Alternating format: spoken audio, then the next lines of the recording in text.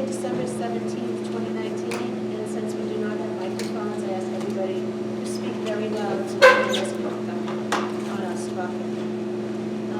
Roll call, Judy Adams. Yeah. Joanna Blanchard. Here. Bill Buell. Here. Emily Dwyer. Marie Falzani. Here. Dick Hodges. Here. Lisa O'Connor here. Chris Redding. Here. Dina Trotter. 3.6. Okay, so we're going to forego saying the Pledge of Allegiance because we do not have a flag up.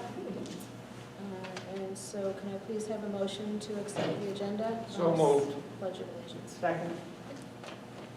Any discussion? All in favor? Can I have a motion to accept the business, finance, and operations minutes from November 19th of 2019? So moved. Second. Any discussion? All in favor? Can I please have a motion to accept the minutes of the business meeting from December 19th, 2019? So moved. Second. Any discussion? All in favor? And I was looking for committee updates. Teaching, learning, and accountability is Emily, she's not here. Policy, Marie? Yep, we met on 12/10 last Tuesday. It was Dr. B, Mr. Conway, Chairwoman O'Connor, and myself. We discussed several policies and that DESI needs for us to review, which Mr. Conway will, I'm sure, discuss later. And we had a lengthy discussion and review on the remote participation that people had asked for. And we're working on that policy. We should have that soon. Thank you. Okay. Next item on the communication is Dana, and Dana's not here. Chris, do you want to do business and finance? Just typical, we just sign warrants and payroll. Okay.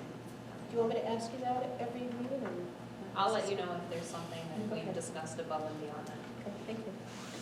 Okay, no public comment, there's nobody here. Superintendent news, Dr. B? Yeah, thank you, Madam Chair. First, I want to thank everybody for coming here this evening.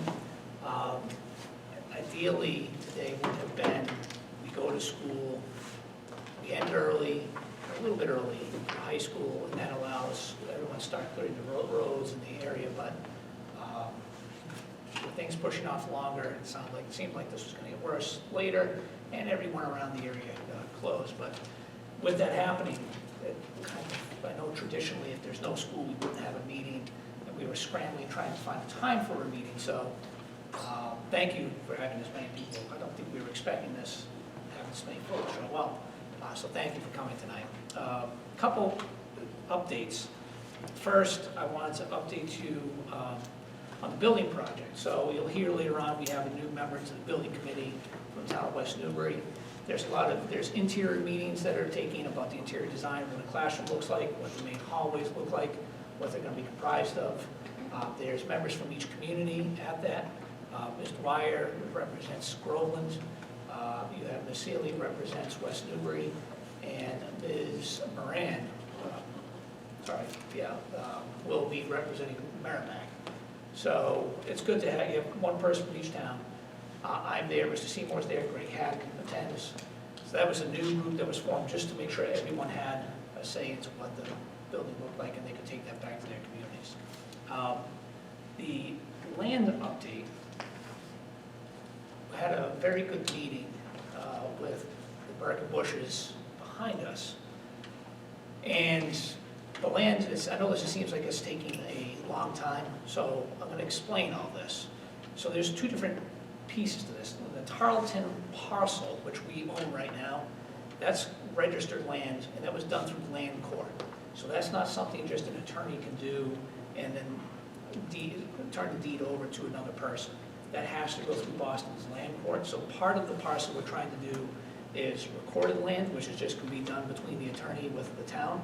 But the registered land has to go through Boston. We're dealing with two different parcels. So because of that, there's two back and forths that have to happen with Boston Land Court. The Burke Bushes are on board. They're going to meet with their attorney this week. And even though everything's not going to be finalized until the very end, everything comes back from land court, they might allow us to start taking down the trees and getting things ready, because they're 100% on board with this. We just need, it's a 1 to 3 month process. We send in the parcels, what the exchange is going to be.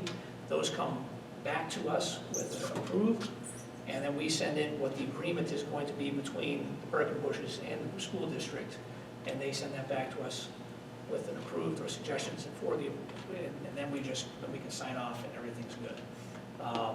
So that, it's not 100% done because it's not signed, but it could very well be March before that whole thing happens back and forth. But I just wanted to, I know in the past, we weren't sure how things were going. It was very clear at the last meeting I had on Friday. I had on Friday, but they were Friday morning, that it was, they're 100% behind us. So that's the land update. I also have some very good news. One of the big initiatives that both Mr. Conway and I had wanted to push after being here for just a few months was to try to do as many collaborations as possible with communities that we're next to. So the first one I'm going to ask Mr. Conway to talk about is we had a meeting with representatives from Salem State College, and it's a collaborative that we're doing with Triton and Newburyport. So I'll let Mr. Conway first talk about that, and then I'll come back to me. Sure. Yes, well, we partner with Newburyport and Triton, and we may be rivals on athletic fields. We share a lot of common interests both regionally and a lot of resources. So Salem State, about 3 years ago, started a remodeled cohort CAGS program, Certificate of Advanced Graduate Studies in Educational Leadership. And they reframed their entire program around the state's new expectations for teachers to develop into teacher leaders. Most of those pursue principal licensure or director licensure as well.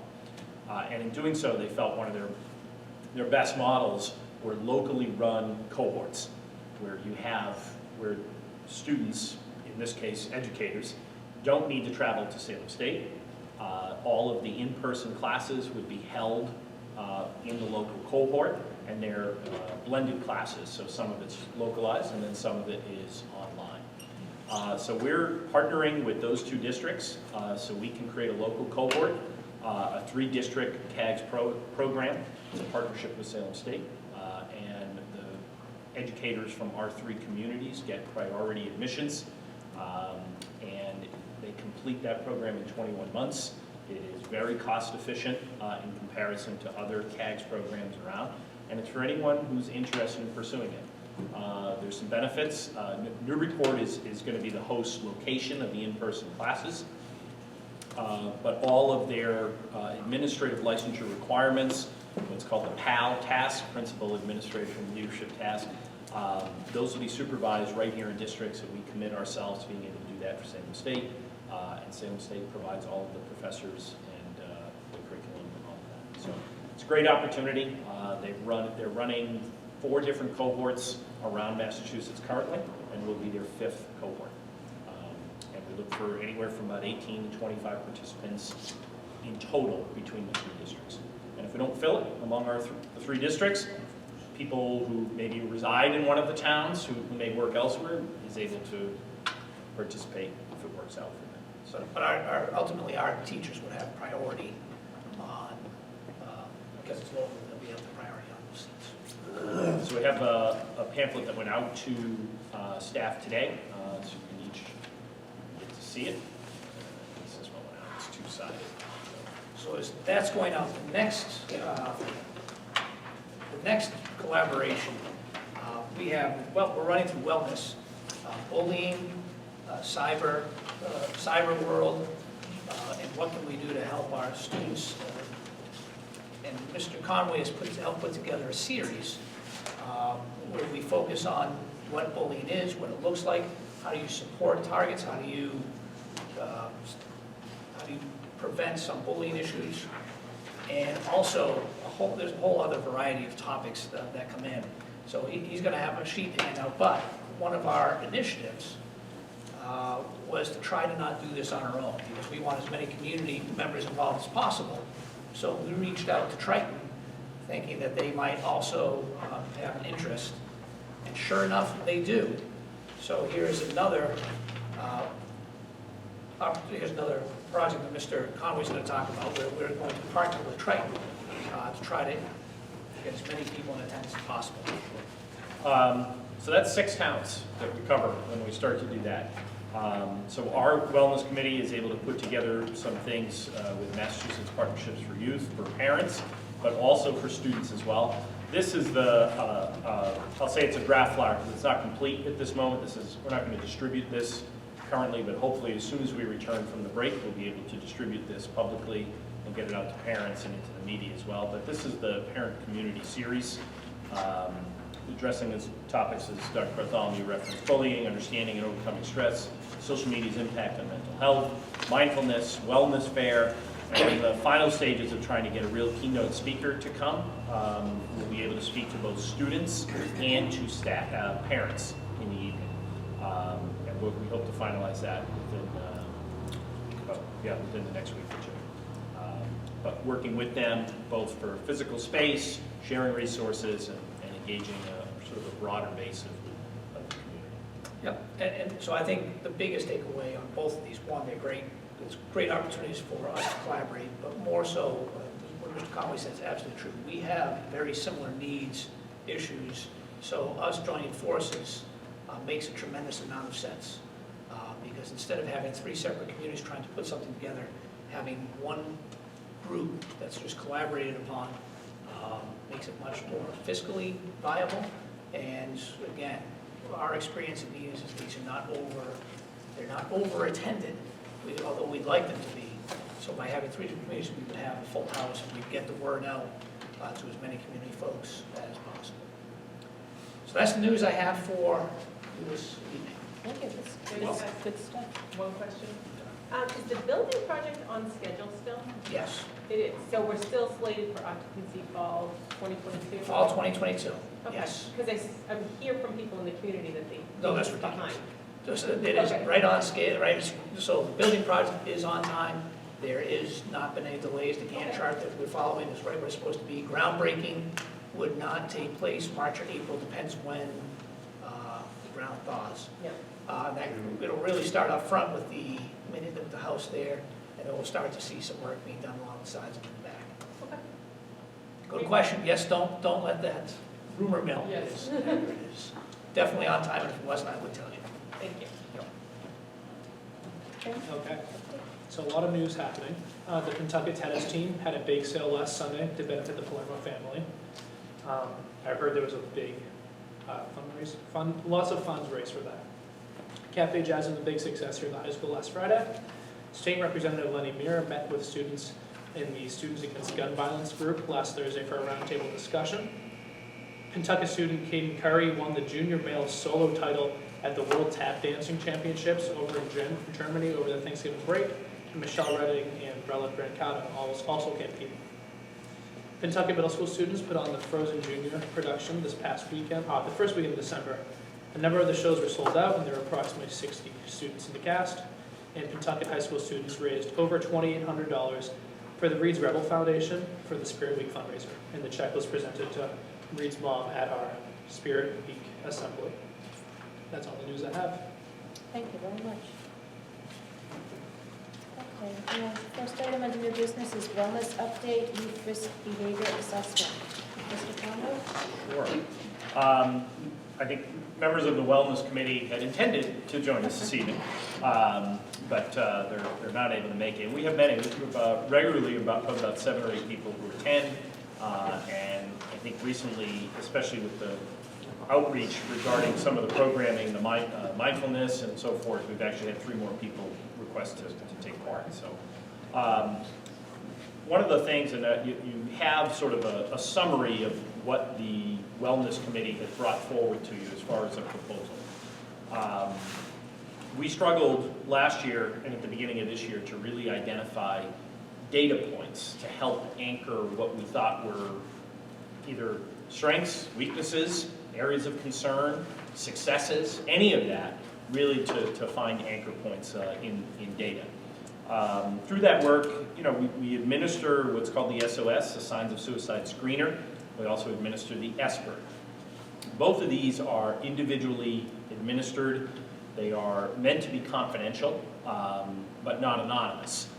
So they're reviewed and scored by trained administrators, and they're meant as sort of red flag catchments to flag anyone who might be struggling with any sort of area of mental health or substance abuse or anything of the sort. We administer some of those in middle school, we administer some of them in high school. We did not have any sort of anchor point of data that was broader than that. So there's two ways we can look at sort of wellness screenings and assessment.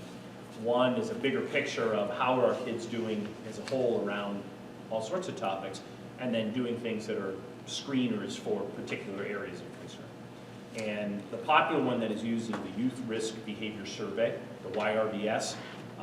From my research in Pentucket, it's been probably close to a decade or more since the last time. Do any of you recall the last time the YRBS was done in Pentucket? So some people do recall it, but it was at least a decade ago, if not longer. The YRBS is a biannual survey, so it's given every 2 years. It's created by the CDC. It's a federally developed survey, so it's administered across the country. They have an 8th grade version, and they have a high school version, so middle school and a high school version. The high school one has more questions, it's more in depth, and it's a screener that looks at risk behavior of students. It is answered anonymously, so it is not meant to be a screener for particular students, but the data is collected, and as a school, you can use that data to see areas of concern and see how your students are doing. You're also able to compare it to state and national data, which is something that we can't do with SOS, we can't do with SBIRT and so forth. So it gives us a different lens that we think would be really valuable information. We were able to summarize the SOS data that was from the administration of that last spring and provided you with a summary of that SOS data. And this is done by the Wellness Committee. So, you see numbers in there that might sort of be eye-popping at times, and we might think, gosh, this is really concerning. We don't have anything to really compare it against, and that's what the YRBS would do for us. Not just issues around mental health, but issues around substance abuse, very specific, around vaping, substance abuse around alcohol and other illicit drugs, and other risky behavior that kids are engaged in across the country at various degrees. And we just don't have that information. So as we do programming, we do a vaping curriculum in the middle school, we do health education at the high school, we really have no way of assessing what its impact is. Is it improving outcomes for students? And that's what we're looking to do. So I guess to summarize what I'm saying, last year, we missed out on last year's YRBS. It's given in the spring of 2019. What we would like to do, and it's in the public domain, so you have copies in your packet of both the middle school and the high school one, and it's available publicly for anyone who wants to search it. We would like to administer that survey this spring, both to middle school students and to high school students, and develop a pattern of administration that works with SOS and SBIRT. So we are covering 4 grade levels of students in mental health screening information, whether it's specific to student or broader, and do that on an annual basis. So we would use for instance, we would use the 2019 one in its off year, and then we would participate the following year, but use the new 2020 with all of the other schools around. And we would, if that seems to work for us, we would continue that pattern and just use the same survey 2 years in a row, but it would be with a different group of students. And that would give us information on our students, but we'd also be able to compare it to state and local, national data, which I think would be really helpful to us.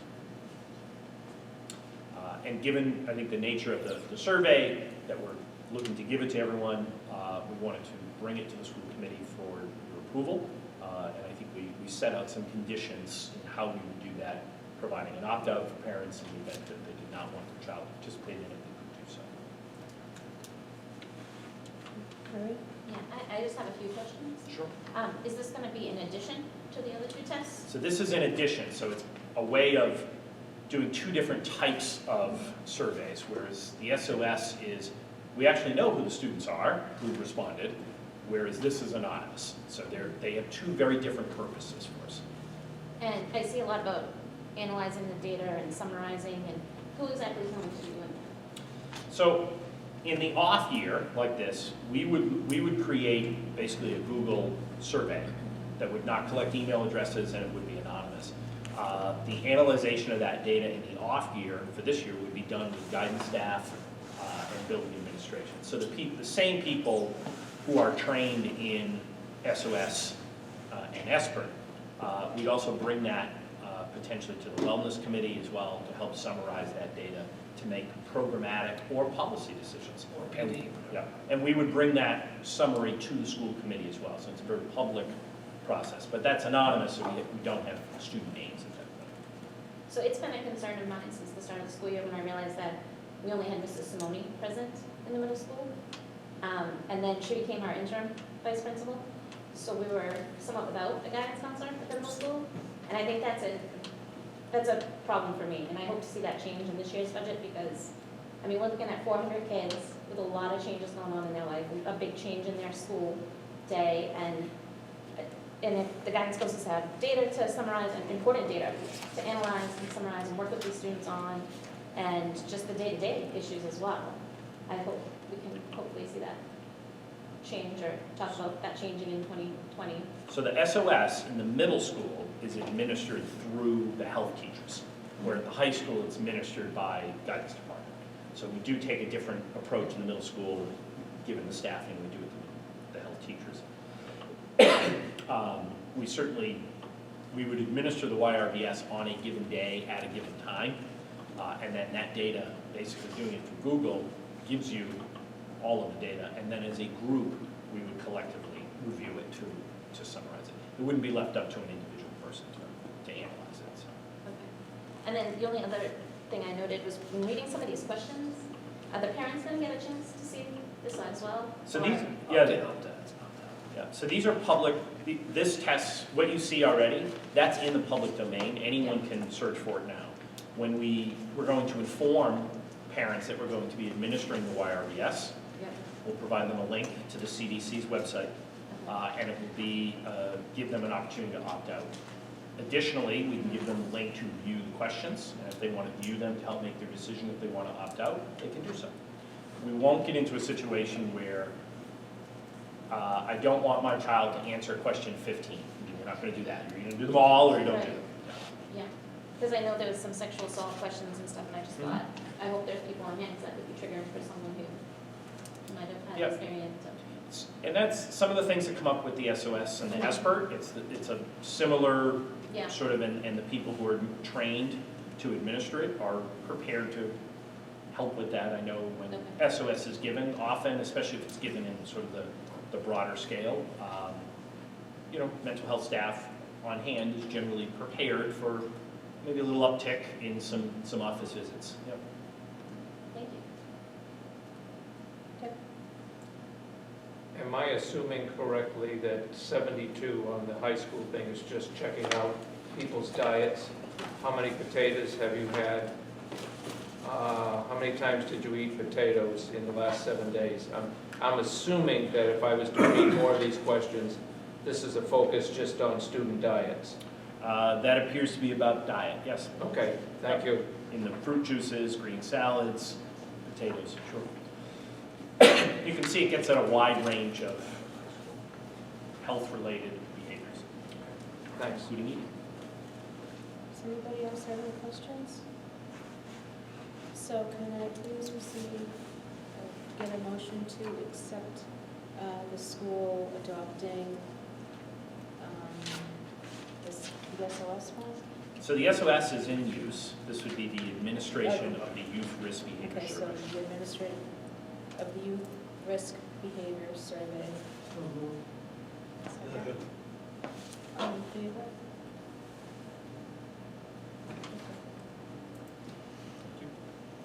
Next item on the agenda is the district curriculum accommodation plan. Mr. Conley, you want to come back in? I think a few months ago, we brought a draft copy to the committee for their sort of preview. It has gone back to our building administrations, leadership teams, school site councils, and we come back to you now with the proposed new district curriculum accommodation plan for adoption.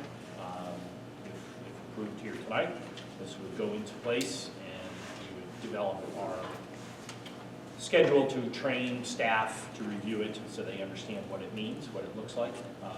That would happen in staff meetings in each building.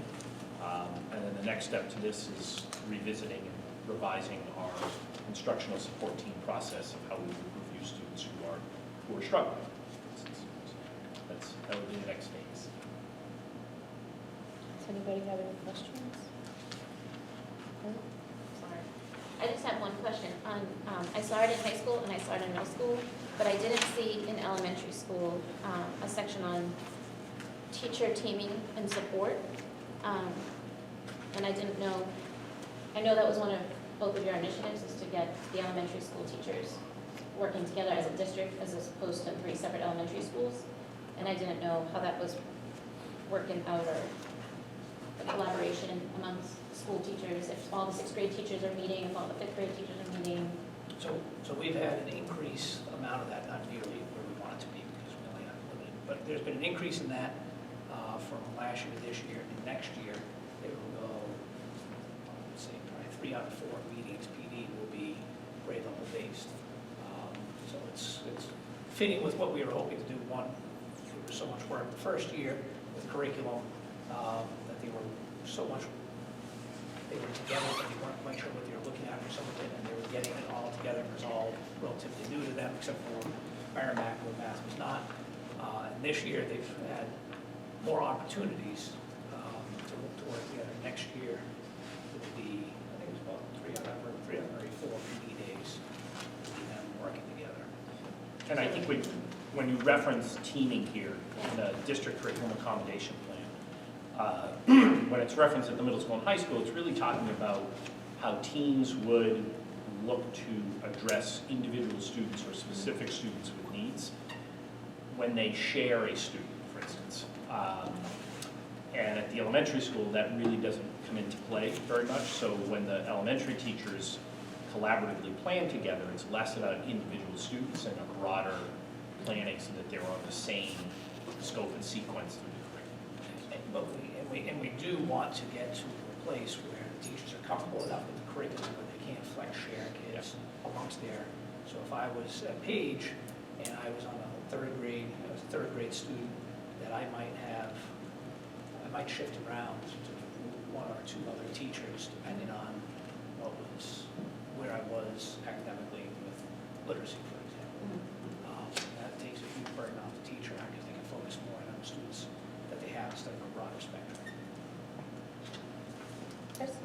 So as a follow-up to what you were saying with regard to the elementary schools, see, when I was looking at that teaming, I was thinking more the way you were describing it, that it's for individual students. But at the elementary schools, aren't there, like we used to call it teacher assistant teams or things like that, that essentially I have a student who's struggling, not quite at the point of being referred to special ed, but do we still have? So that's the IST team, Okay. and that's what I was referencing before, and that once this is in place, then it gives everyone a different lens to look at. So now how do we revise our IST team process so that it's more consistent with a tiered support model? But that would be from preschool on up through 12th grade. And by law, we're required to have a pre-referral process or some sort of instructional team that reviews individual students who are struggling to make progress and helps that teacher and makes a plan for how you, and oftentimes you refer back to the DCAP, but they are separate things, but they work together often. And then another, so I have a 3-part question, sorry. Is that part 1 of the 3-part? That is part 1, yes. Now I have to remember what part 2 and 3 were. Yes. Come back, because I lost my train of thought. Can I just go back for a second? So I guess what I was looking for, and I think we had discussed this a little bit. So this year, for example, it's new to 4th and 5th grade, maybe not district-wide, but I know it's Page School, to go from departmentalized to the contained classroom. So I guess what I'm looking for is like, does all the 5th grade teachers get to meet, almost like all the science teachers would meet at the high school, or all the English teachers would meet so they have a chance to kind of bounce ideas, like this is what's worked for us, this is new for you, so this is just, here's an idea on what's worked for us when we've gone through this model, here's what, are there team meetings, grade level, like that? The last early release day, was the last early release day? They were, because standards-based grading was the big piece, so they were able to get together and talk about what did that mean at their grade level, so they could have it. They're not in the same building, and there's a finite number of PD days. But next year, the goal is to have the overwhelming majority of PD is them at their grade levels, just having all sorts of conversations, and are encouraging them to do as much as they can up in a Google Classroom, and look at each other's Google Classrooms, and take and steal and use when they're looking at data, looking at it not just one school, but looking at it fifth grade across the board, since that's the example, and saying, okay, you're crushing it with your kids, not necessarily proficiency, but with the growth. What are you doing? Right. And you just tell us what you're doing, and then we might steal some of your ideas and use those ideas. But that's where we want it to get. I thought of it, but you can go ahead. No, go ahead. So one of them talks about elementary school homework clubs. I mean, I think this has been a bit of a discussion when it's in regard to stipends and things like that. Do we actually offer that at the elementary schools? I mean, I know middle school and high school teachers are available, there's late buses, things like that. Elementary, you don't have that ability for kids to stay after unless the parents pick them up. So do we offer that? Is it something we're looking So I think it is being offered, I know at least at 2 of the schools, they have some sort of after or before school homework club.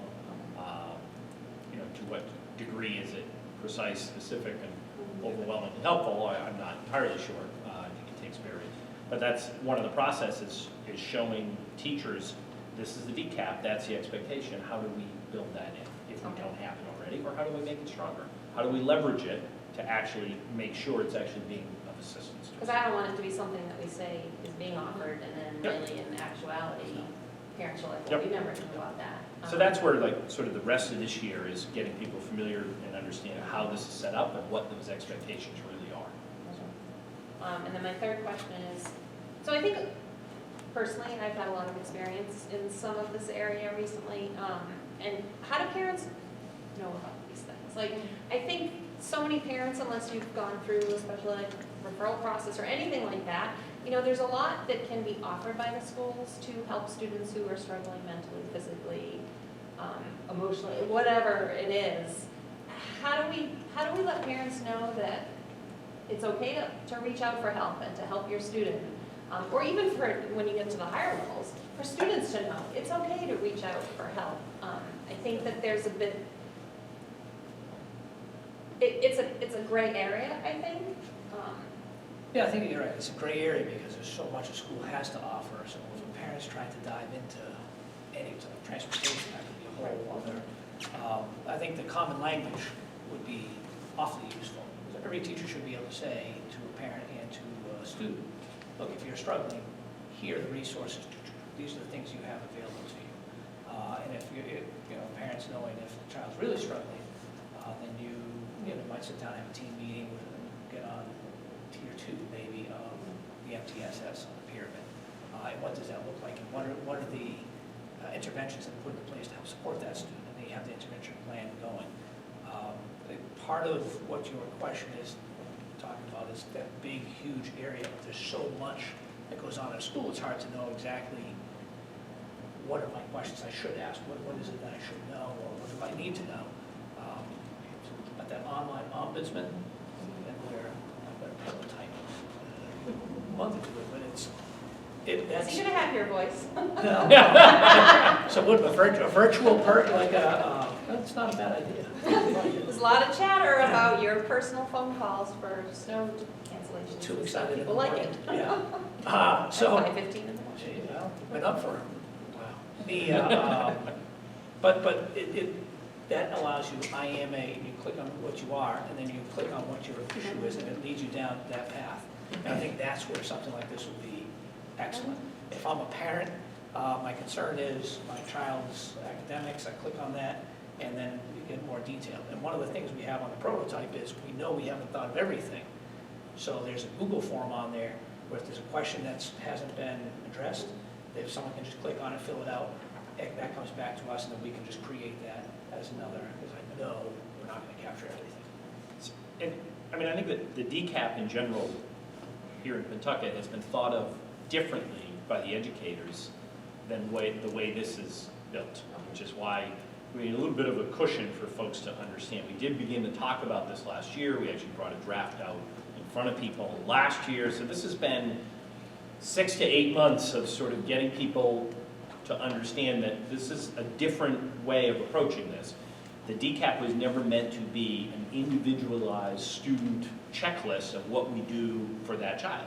That's not the purpose. It's a district curriculum accommodation plan, not a student accommodation plan. And that's really important to think of it that way. So I think along with that is then it's not this hidden checklist that the teachers or guidance counselor keeps in a folder and they pull out only in a conference or something, that it becomes a very public document and it's shared fairly consistently. And if at the elementary level, this gets broken apart and only the elementary portion is posted on the elementary websites, and the middle school, and then at the district level is the whole one, then maybe that's what we do. Because if I'm an elementary parent, I don't want to flip through 4 pages to get to the elementary portion. I want to, what is this? And you look at the elementary portion, it's 4.5 pages. That's all I want to see. I don't want to see everything else. Even though there's a lot of consistency throughout. But I think it's, you know, it's meant to describe, these are the things you should be able to have access to and that you should expect that occur to help your child make progress in the curriculum. Does the instructional support team meet on a regular basis, or do they meet on basis of need? And I think that is, the structure of how that is used varies greatly. Now, they do meet on a regular basis. It's not like instructional support teams meet 3-4 times a year. They do meet regularly. But what those expectations and what that routine and process looks like varies greatly from school to school. And that's why it's sort of at the beginning, that's our next sort of component to tackle. And in reality, it's something that maybe Dr. Jarvis and myself tackle together with the building principals and even some of those teams to say, this is what we need to create a process that is consistent across the district. And actually, Infinite Campus has the template built in to do just that. And it was one of our draws to it. We knew when we saw that, that solved a problem that we had not been able to address yet. So I can see that being our next step next year is how do we begin to use Infinite Campus as the ability to keep that information. Because a lot of these instructional support teams, it's information in a folder, and then when the student comes up to the middle school, it's nowhere to be found. I mean, even year to year, it can be challenging. So to have that be part of the information that we have, along with performance data, how interventions worked, what's this effective, and having all that information readily available, that's a key part of having a tiered system of support. We had members of the instructional support team, including myself, actually visit team meetings and listen to the recommendations, and then I would come back to the team with names, and then we would invite that teacher, that concerned teacher, and then we literally would dig in and see what kind of recommendations we could do. Is that going on here? Yeah, those things do go on. Again, it's just that the process is inconsistent from school to school. That's all. Final question. Is there anything on our website that would, to address Chris's concern about information about the instructional support team, and it's available if your child is struggling in this area? Please contact.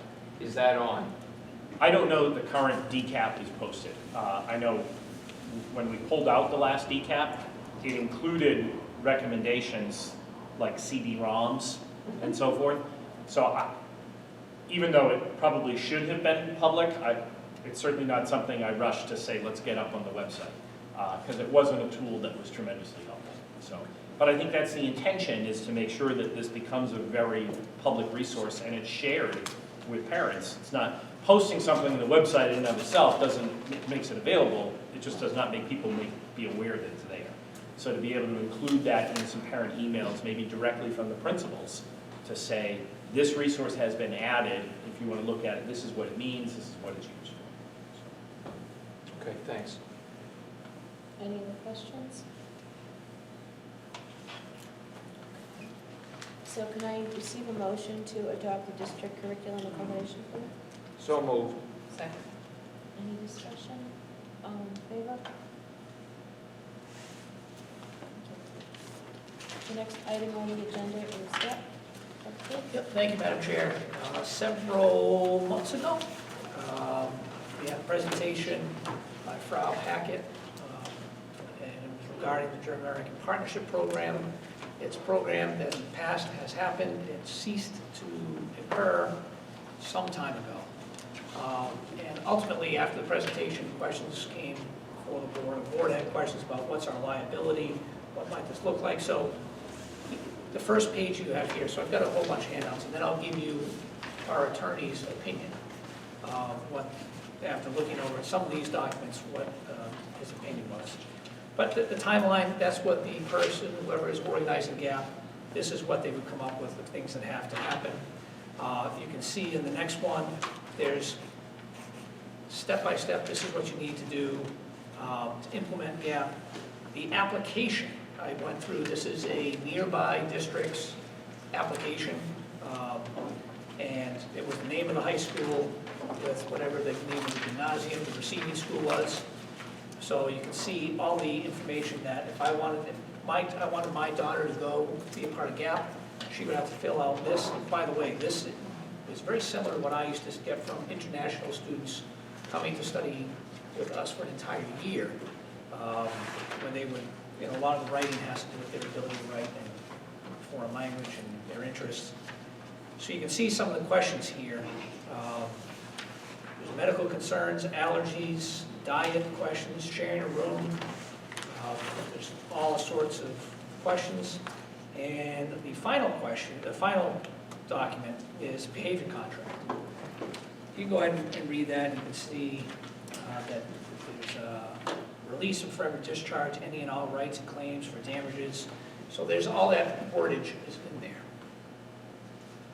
I shared this with our attorney. They looked it over. And here, I'm going to read quite a bit here. I did not ask this to go because this is attorney-client privilege, but since we're all clients, I figured I'd share this. So, it said, our concerns were for potential liability for the district. That was the concern. Specifically, liabilities for injuries to students, liabilities for injuries to host families, and the liabilities with the GAP program itself. He says the documents don't limit that potential liability in any significant way. They only seem to apply between the student and the host family, which is the behavior contract, and the student and GAP, which is there's another behavior contract as well. For the GAP program, I recommend getting, you may need to have students sign a separate release, indemnification, hold harmless agreement for the district. And I'll get to that in a bit. And then for the GAP agreement, trying to get from them, they probably have an agreement. If we were to get it from GAP and send it to them, they could review it. I don't think there would be anything out of the ordinary with that, and neither did he. Then he stated, I doubt the district would be able to get an agreement from the host family. And I think we understand that, because they're going to a foreign country, having a host family send an agreement that, oh yeah, we agree to do X, Y, and Z for your child, that there's not likely to happen. But if you are indemnified, held harmless by the student and GAP for their actions, and there are no interactions between the host family and the district except for those parties, the student GAP agreements should be sufficient for protecting the district from liability for host family claims. Note, the behavior contract specifically states that the trip is school sponsored and provides the usual supervision by the accompanying teacher. So host family may believe that they have a claim against the district in the event of any injury. That's where the indemnification, hold harmless agreement with the other parties would come into play. So in other words, that hold harmless indemnification is there.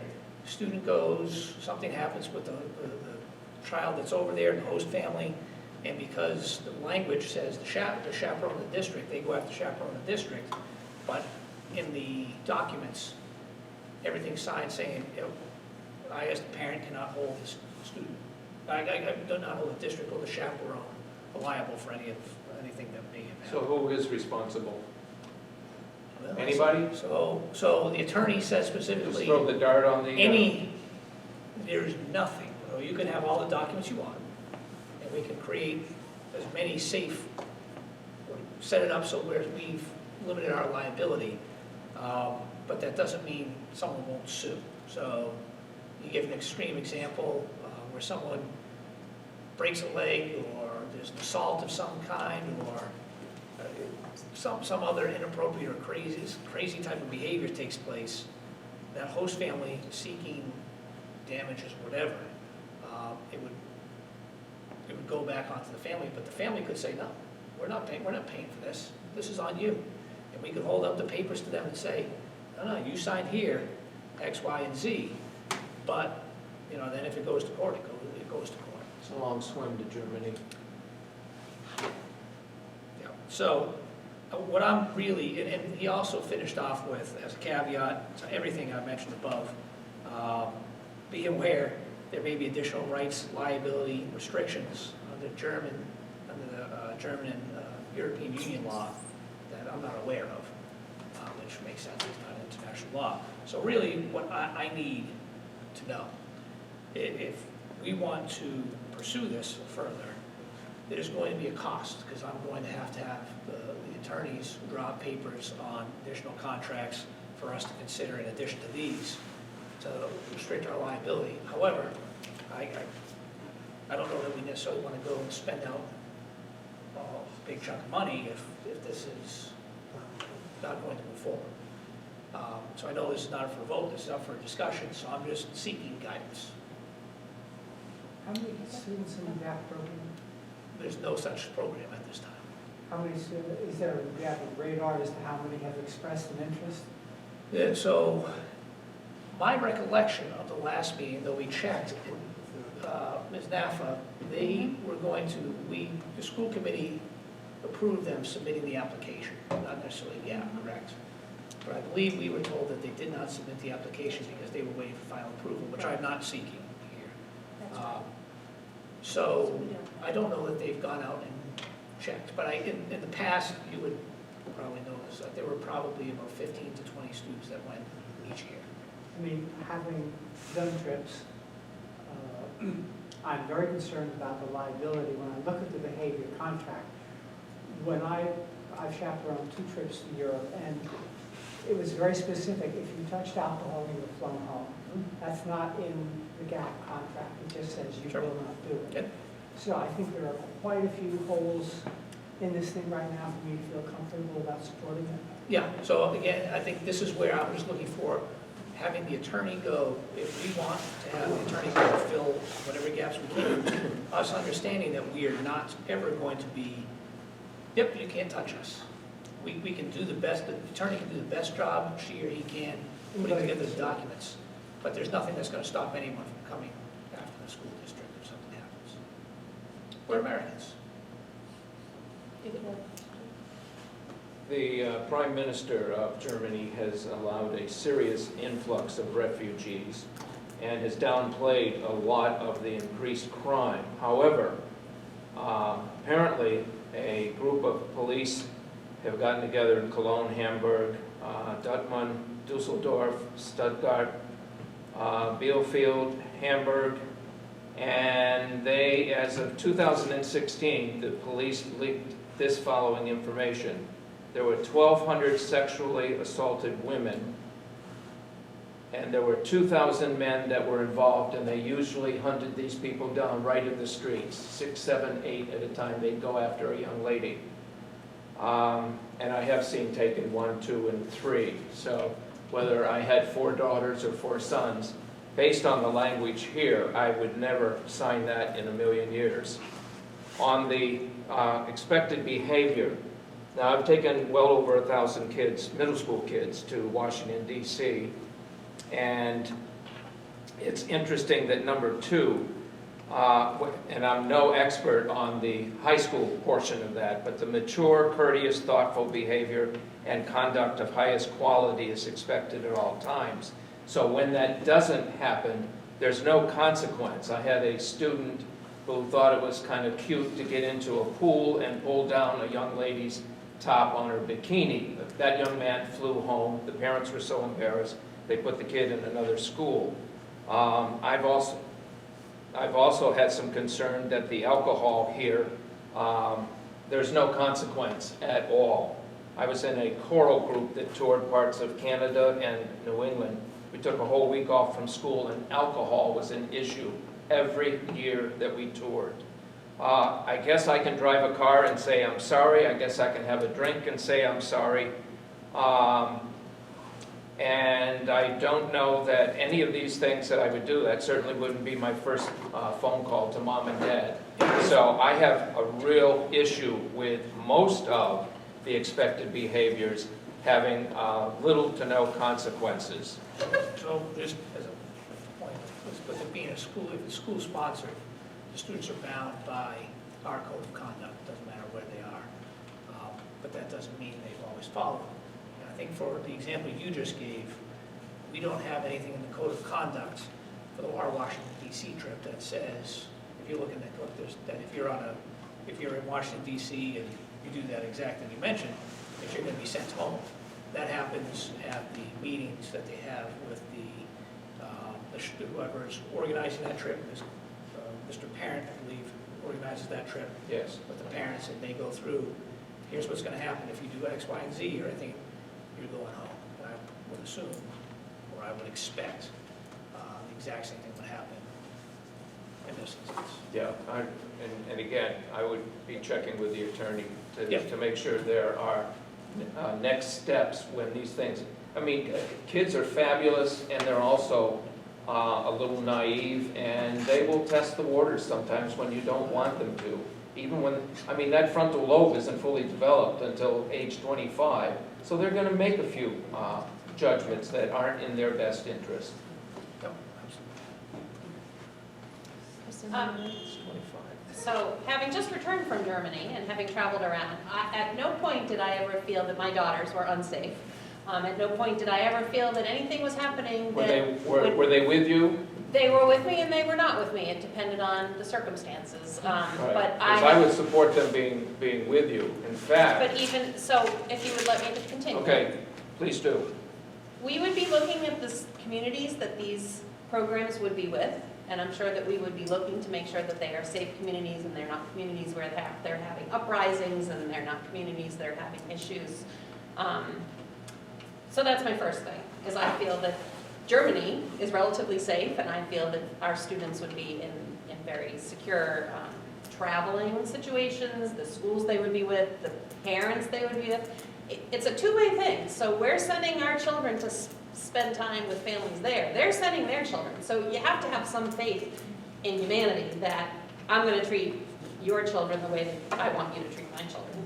I think beyond that, all of the other school systems have opened up all of these programs and are going to China and are going to so many places. And the fact that we're worried, we're the only ones, it seems like locally, worried about the possible exposure and being sued.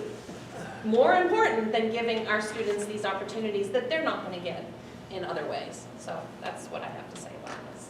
I would just add a caveat to that. A lot of the school trips that you're talking about are group trips. Are what? Group trips. But they're through the schools. There's China as in Newbury, opposed to- China in as opposed Hamilton, to- Wenham is through the schools. Yes, but the Teachers Hamilton go, Wenham they kids stay are with not- families. May I finish? Are not parking or stationing 15 to 20 kids with local Chinese families. Yes, they are. They are. Yes, because my cousin's son went there and stayed with families, so. Well, I think now we have a question of liability, which we're concerned about. And I think there's a question of consequences, which we have to look into. And I'm sure maybe these other schools have already tackled it. It's a genuine issue. I believe it is, but I don't believe it should be a stopping block for us to continue Okay, we have looking Marie, into things. Joanna, Dick, and then Wayne. So I think, and I had asked the teachers when they were here a couple months ago, I think a big component of this too is who are we allowing as a district to go? Because if you're getting in fistfights on Pentucket campus and getting away with it, or you're getting in trouble on Pentucket campus and consequences aren't that strong and you're getting away with it, I'm not saying they are, but if that's the case, They are. then you're going to feel like you can go to Germany and get away with it. So I think it would be, if they're as passionate as those teachers seem to be, I'm all for it. And I think we need to do our due diligence as an administration and as teachers, you know, whether it's principals involved, whatever, to look and say, okay, here's the list of kids that are interested. look what this one's done, look what this one's done, you know, the opportunity's not there for that person. Yeah, so for that portion, I think it goes back similar to the DC. When you go on the DC trip, you sit down, here's the expectations, and the same thing with Gap. If people like, did they give us a price? For some reason, like 3,200 resonates in my head. 3,200? I think it was pretty expensive, but, I mean, it's still not too bad, because you're staying with the family. If you weren't staying in a hotel, it would be extraordinarily expensive. But those same conversations would have to take place, and I think, again, for what I'm looking for is, do I go back to the attorney and spend the money to have them button up as much liability as they can? The conduct thing, I think, is relatively, it's not too complicated to add it to a contract. The more complicated one is going to be the first part of it, which is there's a behavior contract between the host family and the student, a gap and the student, but not between, there's nothing limiting the liability of the district that exists inherently with gap. So parents would have to be between parent and district. Okay, Joanna? So the only way I would support this is if you did go back to the lawyers and follow through with some Okay. somewhat significant costs, it sounds like. However, I'm a little bit bothered that we are potentially spending, I don't know how much money this is, but quite a bit of money that only is targeted at a very small group of students at the school. So I would ask that maybe you bring to us options for We wouldn't travel. spend, this, none of this would be on our dime. The lawyers' have- The fees? lawyer's fees. The lawyer's $400 an hour, I think. The Yeah, lawyers- $250 an hour. So- $250, oh, they're cheap. What bothers me about the program, it's not the program, it's just that it's only, there's only a very small group of Handful of people who children, yeah. participate. And so what I was wondering is, are there other things that we could do to allow some international travel that we could open up to the entire school? So could you consider other options? And in addition, if you do go back to the lawyers on this, we would also need to know if the school committee, we are individually liable, like what that level of liability is. Because if the school committee is approving it, it is possible that they could come back at each of us. And I just need to know if that's possible. So you're saying that will impact your vote if you're individually liable? Well, it just would impact the insurance that I may have to carry, so like, I would just need to know that. Okay, who's sticking their leg? I want to piggyback on Chris's idea, which I thought was a good one. I was pleased to hear that, was your husband with you as well? Would that matter? No, I wanted to know if this was a family affair, because that's what I'm We very... traveled to Germany for the International Tap Festival. I've done it without my husband, and I've done it with my husband. Okay. I like the family idea. In fact, my suggestion would be that since the seniors get out early June, let them go with their families and let them take all of the responsibility, all the liability, the same way that you and/or your husband have done apparently more than once. I actually approve very much of that. But I don't think that's the way the GAP program is set up. It's set up to be a student-to-student exchange.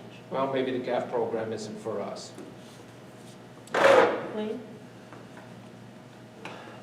We've discussed this before, and we did extensively 5 and 6 years ago. I haven't changed my mind at all. It's a very emotional topic. A lot of people feel very strongly in both directions. I think it was 5 or 6 years ago. I don't know how Christine voted, but it was either 8-1 or 8 abstention. That No, the there big were two. It was concern. Andy Mark. Christine? I'm just I know, you're clarifying. just talking out of turn, that's what you're doing. As the elected officials, the 9 of us, were on this board for 2 major reasons. One is to make sure the kids in the Pentucket Regional is safe. That's first and foremost. And secondly, we need to be concerned that we protect Pentucket Regional. And I can answer Joanna's question from the lawyers from the past, which is the same law firm that we had and that was, yes, anybody can sue anyone, and they said at the time, it can come back on the school board. I'm not concerned about that. I'm concerned about factual things that have occurred from our district and several districts around us. Facts. And this is just to kind of not believe the rumors and the embellishments we hear from overseas travel, that once they leave here, we no longer have control. You have to be extremely naive to think a 17 and 18-year-old student, you're going to have to back me up here, Ben, that when not totally chaperoned, you may make decisions that parents wouldn't like. It's very unfortunate because a program is a great idea. You can get a lot from it, culturally speaking, etc. They don't close the airport to 18-year-olds when you graduate or to do them with your family. You can do these things. And you can do them with your friends that you choose, and you can do them with your family. Yes, the opportunity, I don't care that 50 surrounding schools, Miss Redding has told us that all the surrounding schools go all around the world whenever they want. I'm not concerned with them. I didn't get elected by Newburyport or Amesbury or Triton parents. We got elected because of Pentucket regional parents. I'm concerned about our kids, and it would be devastating to any of you people to have your son or daughter, some of the things that have occurred. Last time this occurred, somebody from West Newbury brought up, something must have happened that you're not telling us about that prevents you from allowing this to occur. I happened to look at the person just to look, as to say, absolutely right, and we can't be bringing up things that are privy strictly to the superintendent of schools. Dialogue that was communicated from parents to them on problems that were associated. I'm not even concerned too much about the alcohol, and I'm a real Luddite when it comes to that. I'm an educational Luddite. I want to keep the kids safe. And until they change, and I brought it up at this meeting, until, and we can take all the safeguards in the world because they are and can be taken down. But the liability thing, I don't want us to go broke over a lawsuit and have something catastrophic to occur. People can get experience at 18, 19, and 20. They offer a ton of college programs to go overseas and allows kids at 18, 19, 20, 21 to make decisions. I don't want to hear what I've heard that has happened and will occur again, because 18-year-olds, I gotta give it to, they're human too. And if given the opportunity, and sorry about trust, you can go to the German towns and the families and schools all you want, you cannot be 100% certain that your 16 or 17-year-old daughter is safe. I will never vote for this unless I can feel that we've done our job as a committee, the responsible for the kids of Pentucket, that they can be safe, and we're preserving Pentucket Regional financially as well. And I bring it up, and I think it's a waste of money for us to pay $275. As Joanna's point was pretty good, there's only about approximately $275 to clean this up and to make it on paper, as safe as it can be for these students. I'll never vote for it, ever. Safety of Pentucket students, first and foremost. I'm just going to add that one of the reasons it's important to do it is because it's part of the curriculum. The GAP program is set up to go hand in hand with what they are actually learning in a high school classroom to take that opportunity. I agree that yes, my girls aren't in German, so I would love for it to include other opportunities for travel, and I just think the GAP program is well established here at Pentucket. It's one of the reasons we've kept German in the curriculum, I believe. So I think having such a narrow thing, and with regard to the vote, the committee is different than it was back then. So there may be differing opinions on this at this point in time. So I would just, I think we could probably all agree from an opportunity program is excellent. opportunity to go travel abroad, learn culturally, learn language, all of that, back and forth. So I think for me, when I was a student, having the students come here, because I never had the opportunity, that was excellent. And some students stayed for a couple of students stayed for a full year. What I think I'd like to do is just, we mentioned a couple of scenarios, just our concern remains liability. So one of the things I think I might just have a conversation with the attorney and just say, okay, here's some situations. So what's our liability? What's the likelihood that something comes back on us if we have a student that was assaulted? What happens if a student dies? What happens if a student is, what do you call it, public drunkenness? I don't know what the German equivalency is. And similarly, if a student comes here, what's our liability if a student is sexually assaulted here? What's our liability if a student's assaulted here? So I think those are situations I'd like to run by the attorney, just to see, look, okay, you say you need to put together this document, and it might have the indemnification on there between the family and the school. I don't think we're going to get to the part where the German family in the district, I don't know what that would look like, but I don't think that would be a super expensive phone call. I think doing up the paperwork is relatively simple. A lot of what we've talked about in terms of getting back on the plane, not following the code of conduct, that I don't think the attorney needs to do. That would have to happen within the program. The program can put that together. But I think those bigger issues that could come back to us are ones that I'd like to see answers to. Can we have an insurance policy written to cover a trip like this? Because that would kind of eliminate our liability. I mean, like an insurance binder? Just like an umbrella policy specific for this type of trip. You can get insurance for anything, it's a question of how Right, much it's you just want a to pay matter- for it. Yeah, exactly. So if we kind of knew, we can insure this trip, this is how much it's going to cost. That would, I can check on that. but I would still like to see, Sure. also Great idea. find out. That's a like, great something- idea. Something else that would be another type of trip. If we're gonna start doing this and going back down this road, I would like to see something that we can open up to more students possibly. Sure, I think, I would, if we open it up, I think that'd be great. So if we just presume that we have trips going to China, Spain, France, Mexico, wherever. Yeah. I would just remind them that you need to have teachers who are willing to volunteer to do those, and chaperone those, and organize that program.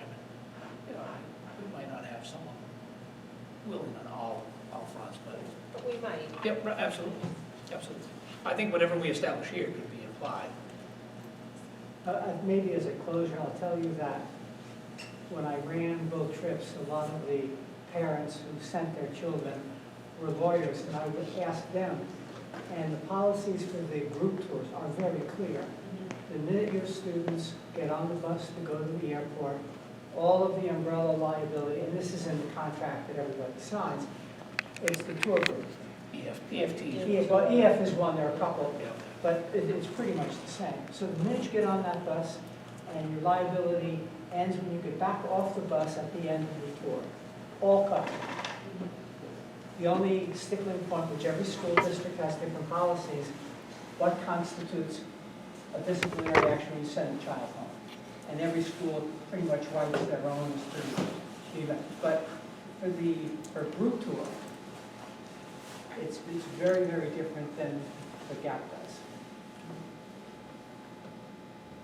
Thank you. Any other questions? This one wasn't up for vote, so. It was not, but I always appreciate the enthusiastic discussion. Next item on the agenda is new member to the building committee. Dr. B? Yes, so at our last building committee meeting, which was last week, Joe Teresi had been the committee representative from West Newbury, and he has moved out of the district. So the town of West Newbury voted to have Ashley Davis represent the town of West Newbury. She cannot be an official member of the building committee until the school committee votes her in as a member of the building committee. So I'm just bringing forth her name as a building committee member that was nominated already by the town. Make a motion, Ashley Davis, from West Newbury, as a building committee member. Second. Any discussion? All in favor? The next item on the agenda is the budget for fiscal year 21. I would love to. That's why we're here tonight. That is my point. The time draws near, as they say. It's our last meeting in December, and I'd like to get you the budget book for the second meeting in January. So you have a month to go over it for a couple meetings to go over it before the public hearing, and then by statute and regional agreement, get it to the member communities. There's been a lot of talk and things that I've heard from different committee members, from our administrators, things that they'd like to see changing in the budget, as well as, obviously, we talked about here, that we wanted to do more breakdowns of the budget as we go forward. So I thought tonight, since you heard from Dr. Jarvis last time about our special ed costs, which, by the way, are going to be almost $700,000 more next year than they are this year, for out of district placement and transportation.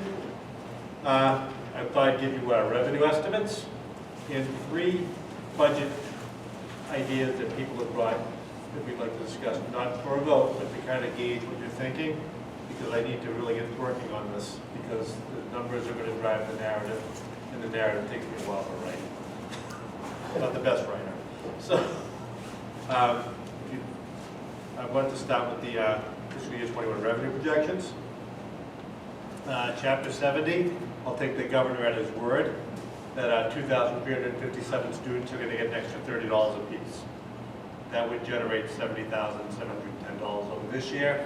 Again, we're not exactly going to build any new programs off of that. We're doing a little bit better in interest than we have in the past, so I'm willing to go up about 10 grand on that. I'm assuming we'll get level funded for transportation. Medicare is always kind of a wishy-washy type of thing with me. We've done better the last couple of years, mainly because we've really put the hammer down to make sure that the reporting is being done at the local level, things like that. But we have a lot of children now leaving the district that we used to get money for services in the district. So I'm kind of going to hold that with the 100,000 we projected for this year. We've done about 30,000 so far this year already, and we're about a quarter way through the year, so I'm more comfortable with that number, I think. Miscellaneous receipts, that can be a variety of weird little things that, a district with 2,357 students is going to get for various reasons. So 5,000. It used to be a little bit more. Sometimes that's the category. If we educate students from outside the district and they pay us for it, that's where that money would go into miscellaneous receipts, but we don't have anybody in that situation right now. E&D, that's a known number. We've all seen it. We've gotten certified quite early this year. The state must have been on their ball. We must have actually hit the right sweet spot, because usually I'm begging for this number in February. We really need it. So that's a known number now. That number will be split in the budget, obviously, as normal. 300,000 to OPEB and 367,951 will be going into stabilization for our E&D policy. The Treasury subsidy. Once again, sequestration is hit at the government level like we do with every year. I kind of got the idea that this year wasn't going to hit. We're never going to see that 95,000 projected in fiscal 20. It's not going to happen. We already got our first check. It's going to probably be about 80,000. So assuming sequestration continues, I'm just going to go down a little bit on our projected number for our Treasury subsidy. And then the towns. The capital numbers are accurate. We know our debt service for the next year, all those things. You'll see big increases on the towns for West Newbury, Groveland, and Merrimack's capital, and I think we all know why. We borrowed $50 million for the first phase of the school. That's not going to matter. That just bounces off when people raise their taxes to do. The town's going to collect it. They'll just transfer it to us. We'll pay the debt service. It has nothing to do really. It makes our budget look like it's not a lot bigger, but for operating purposes outside of debt, it doesn't really matter to us. However, the assessments do. I'm I'm going to be asking in total the towns to increase their assessments by 3%. Mainly because we've done 2.5 in the past and tried to back into it. And we've done okay, but with special ed costs the way they are right now, there's no way we can do anything at the level 2.5%. As you can see right now, we're 555,000 short looking at it now. 3% should be doable. We all have access to some of the towns that did for free cash last year. All 3 towns were well over it for a single year of 700,000. And we see the building going on, and we know there's a lot of new growth in the town. So I don't think asking for a 3% assessment increase is over the top at all. So that's what I'm going to be going with them. Again, this until we see the governor's budget on the 4th Thursday in January. We won't know the exact Chapter 78 transportation numbers, but the other numbers are pretty much going to remain the same. And I don't see a lot of jogging in the first two. Just, Mr. LeBranc is absolutely, you're not going to move off of $30 per student. So that chapter 78 number is probably 5%. Yeah. Transportation, Pathetic. depends how much we beg for, how much they get. You know, our senators and our reps and all the other regionals will do the usual dance with them and say, you promised us full reimbursement and blah, blah, blah, and then the 27 reps from Boston will over this because they don't want anybody leaving there for them. But anyways, we'll see what we get, but I'm hoping we'll get at least what we get this year. Now, so that's where we are. Does anybody have any questions or concerns, or think I'm light, or think I'm heavy anywhere? Based upon what you see, hear, know, think? This is what we'll go with. Thank you. The second part of our discussion was 3 different little initiatives we've heard talk of in the past. The first one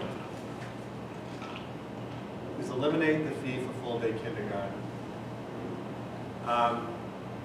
This actually, although it looks dangerous, is actually the easiest of the 3.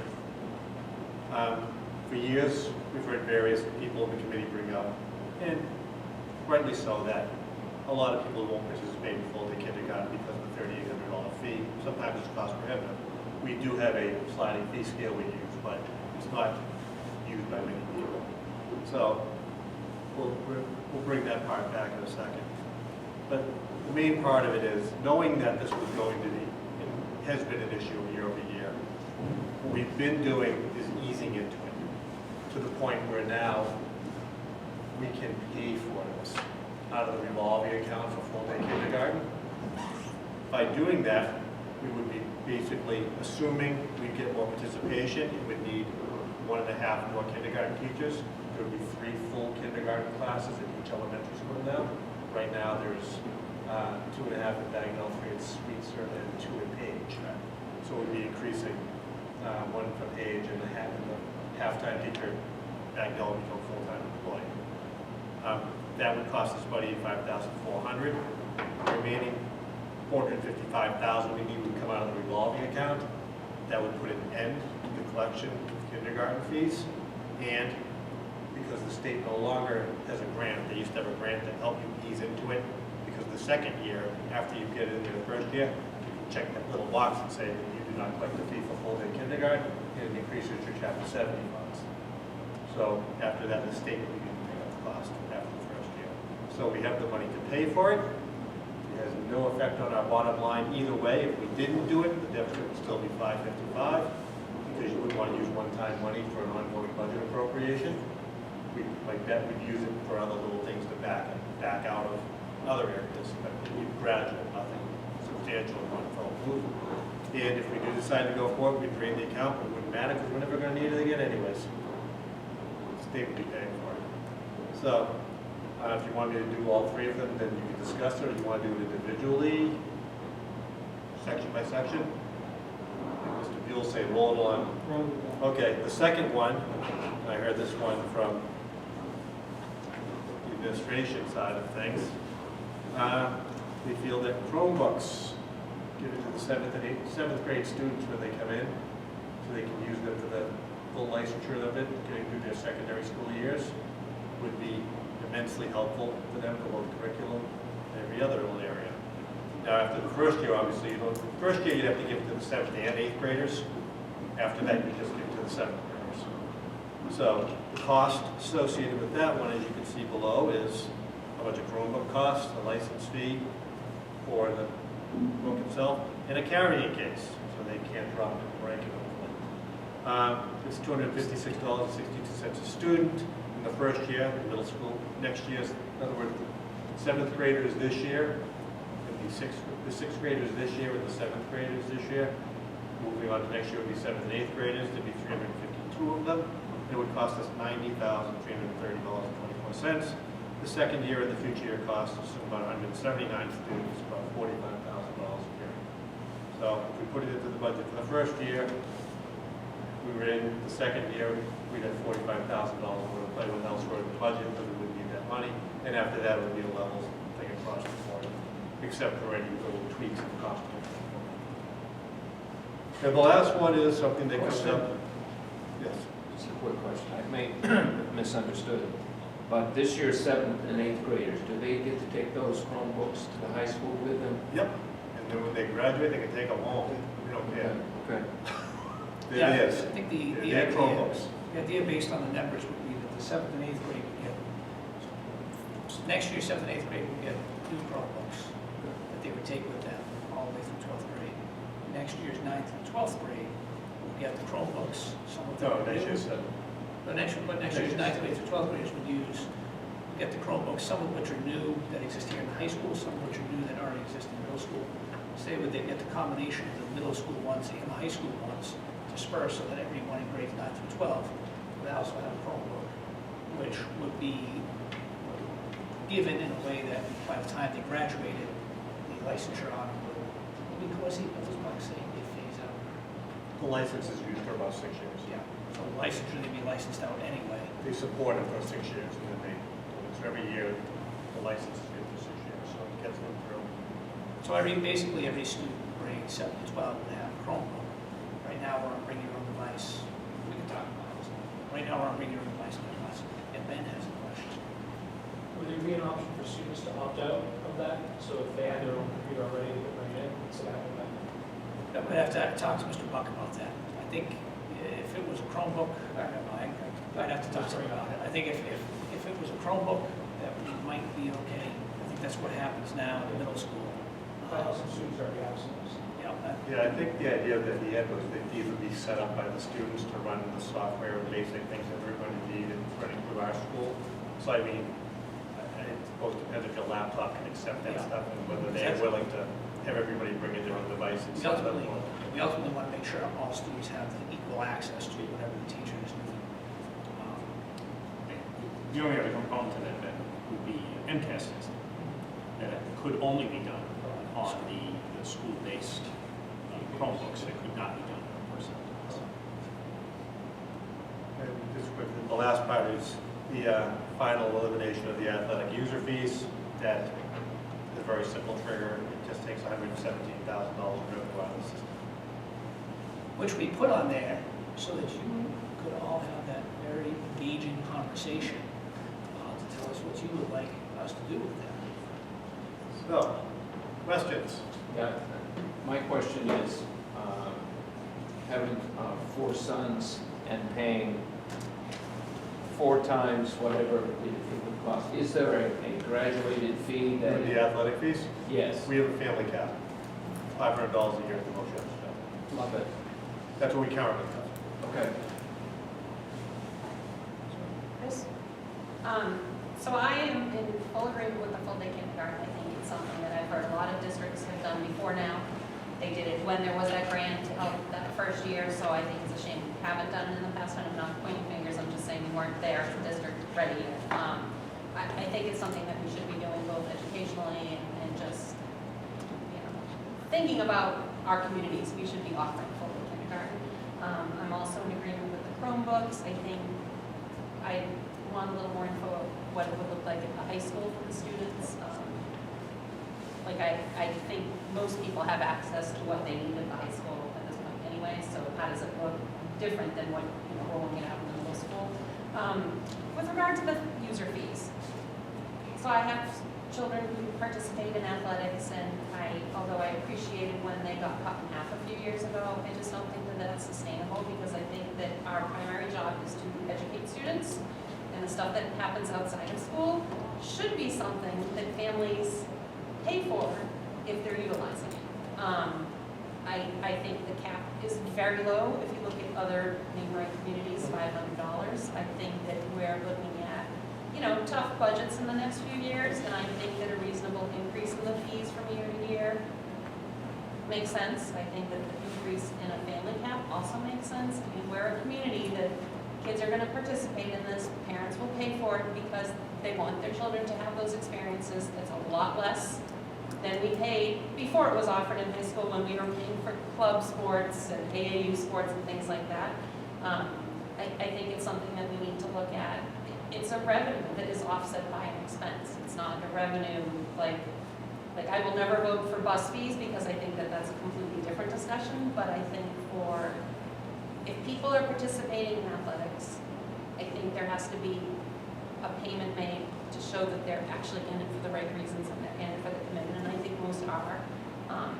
There is ability for students to not have to pay depending upon their family situation, so, I think it's something we need to look at as a revenue base.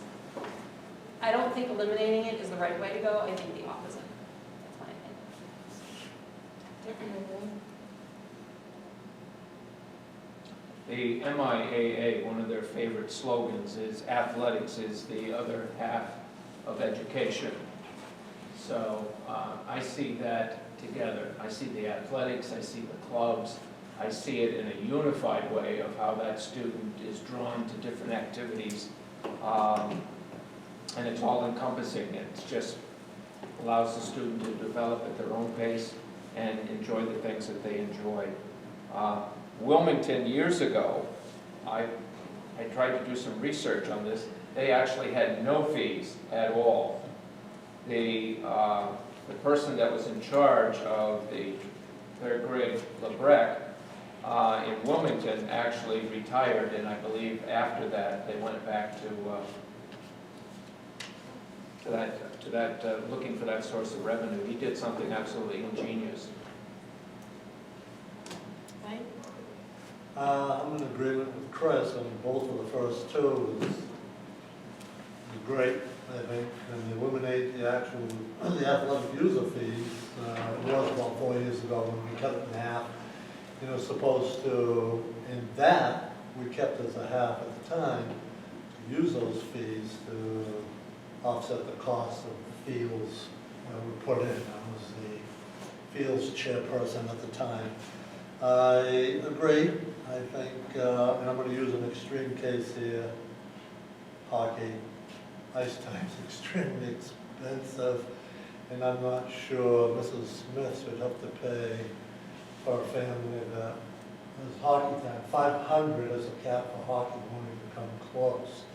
But I agree that in athletic sense, if we did, I believe it's still the case. When we went half, when we looked into all the surrounding communities, half was indeed half as much as most everybody else. So most of the families were happy with that, and that's when we took away the club things too, and they were ecstatic about that. There is one thing maybe consider, which I don't think plays as much as a role, but can. If you go back when the athletic fees were huge, double that and more so in some of the surrounding communities, a lot of the programs, numbers, particularly football, were way down. I can remember some being in the low 30s, and that's all 3 levels. And yet, when we cut them in half, several of our programs have gone up significantly, particularly football. The number involved with only half that fee. So I'm thinking if we had the full fee again, would it cause numbers to drop? And if we didn't have fees, would it cause those numbers to go up? How many people are we preventing from being involved in interscholastic sports because of the cost? I'm not sure. And I'm sure they've done a bunch of studies, and I'm sure ones that couldn't do it could possibly use Mr. LeBrec as an avenue to help aid them. But the cost we have presently is pretty good if we had to compare to surrounding communities. So if that 117,000 looks bad or could be used, put together to better use, then so be it. But I'd be all for the first two definitely go, but the third one, I'm all ears. Dr. B, Bill, Chris, and Engineer. So, just a few thoughts on this. One, it's a topic to which there is not a correct answer. There's not a right or a wrong on this. It's a philosophical belief. I know I've mentioned before that just from my own personal experience, I am always a fan of students having access without any obstacles. And I can't imagine my parents in a financial hardship situation going up to Mr. LeBrecq and saying, you know what, Justin really needs to be able to play, he wants to be able to play. They would never have done that. And I'm also aware that things have changed quite a bit. I think what Mr. Adams said is my recollection as well. When I came back one of the summers to hear that I think football numbers were at 29 and they were paying $1,400 or $1,500, and hockey numbers were down and they were paying over $2,000. But that's because the financial situation the district was in at the time. There was no means of supporting. I'm also very, unfortunately, aware that we talk about football now, a cap of $500. That's a pretty amazing cap, particularly because in the youth leagues and the AAUs, some of those teams, travel basketball, a couple $1,000. So a cap of $500 in a school, that's pretty remarkable. So I just want to point out, there is not a right here, there is not a wrong here. But there has to be some mid-level agreements. Maybe what it is now is the agreement, but the people who can pay and are doing those sports that are expensive, like hockey, football, they're being capped out at 500. Maybe that's not fair, because students who are doing cross-country, soccer's not super expensive, right? Cheering is expensive because of camps. And uniforms go quite well. See, choreography, music. Yeah, there's a lot of expenses there too. So I think I philosophically, I love children not having to pay anything. I think that increases numbers. And students who might not otherwise participate because their parents don't have the money or because they're not willing to go out and work. I think that's a barrier that I wouldn't want to put in front of a child. But I also understand the fiscal part of what so many of our children participate now in youth sports prior to even getting here. And it is far more expensive than what we are charging. The only thing I'd throw out is that we borrowed money from the high school. We got a teacher's contract coming up, which is not going to be inexpensive. I agree with you that I agree with it very much that sports are half of the development, but these towns don't have the revenue-raising abilities that a lot of the neighboring communities do. So I think that to say that the parents that may not be able to afford it, if they live in a home and they're paying real estate taxes, and they're looking at the school tax and they're going, no. So I think to have to charge, I think you have to charge something. I don't think they got it. And I'll make sure Coach Hayden is not in where I live anymore when I say that, but I don't think you can really cut it. Chris? So when I don't want to look to double it again, but I do think that to have something in place that every year it goes up 2.5%. So if you're paying $100, make sure you pay $102.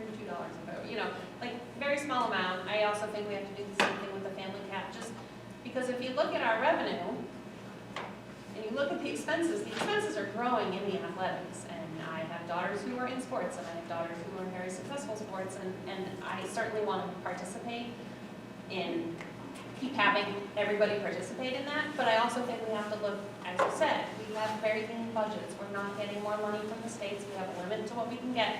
So every little bit that we can show good faith to everybody involved, whether it's parents, taxpayers who don't have children in the school system. I think we need to take those opportunities to show that we're aware that we can't keep asking for more money. If you're involved in an activity, I think that's when it's okay to ask for more. An extra $3 a year, an extra $20 per family, like however we figure it to be, I think it's something that we should look at. Joanna and then Bill? So I'll support 1 and 2, and the third one, I would like to see the abuse stay and increase at least 2.5% a year, just given the amount of fundraising all of our teams have to do. We support the teams as they are. That's a whole different discussion. You get into it with the superintendent. Yeah. I keep wondering why they're doing it. I know they are. I know, but I know We're why. working on it. There was just a wonderful conversation the principal had with the staff, as I reminded them again, that we should not have, and I will say, what Ben spoke about earlier was a very unique situation with the fundraising, the bake sale that happened in front of the school here this past week. But from all those other, every time you walk into the food mart, and someone's trying to sell you their cupcakes or pies or cookies or whatever, that it's becoming a little bit much, and I've recited the policy numerous times, including with the Athletic Association. And a big part of that is that the parents who are capitalist parents who typically run these things are trying to do something good for the coach, and the coach says, oh yeah, that's, so they just go and do it, not knowing, hey, here's the policy. So that was reinforced recently, very, very recently, here at the high school with the coaches and the staff, because I had at least 5 different children show up to my door at my house selling me gold cards, mugs, and there was something The else. cookie dough coming out yet? What's that? The cookie dough, is that coming around? There's going to be cookie dough wrapping paper. And so I also, just last week, had a wonderful conversation with the band boosters. Because I was driving home and I saw a yellow sign that they were having a mattress sale. And I said, surely this cannot be in Pentucket. Because all the fundraisers that have gone on, I have seen exactly, we just got our first one, I think, right? I think we have 2. Maybe 2 have been approved, and they're all supposed to be approved. It doesn't matter if you're outside organization or not, if you involve students or supporting group, it needs to be approved. So, mattress sale, and then, so I always want to know what is their purpose.